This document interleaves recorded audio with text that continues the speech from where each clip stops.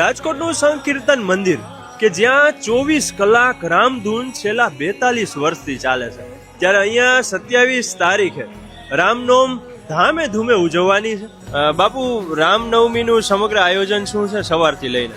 સવારે 5:30 કલાકે પ્રભાત ફેરી નીકળશે। કાલા રોડ પર આટલામાં ઓકાડ હોસ્પિટલ સાઈડ, સૂર્યોદય સોસાયટી સાઈડ રાઉન્ડ કરી અને પાછા મંદિરે આવી જશે 5:30 થી 7 સુધી। પછીનું આયોજન 12 વાગે માં આરતી થશે, રામલલ્લાનો જન્મ ઉત્સવ ઉજવાશે।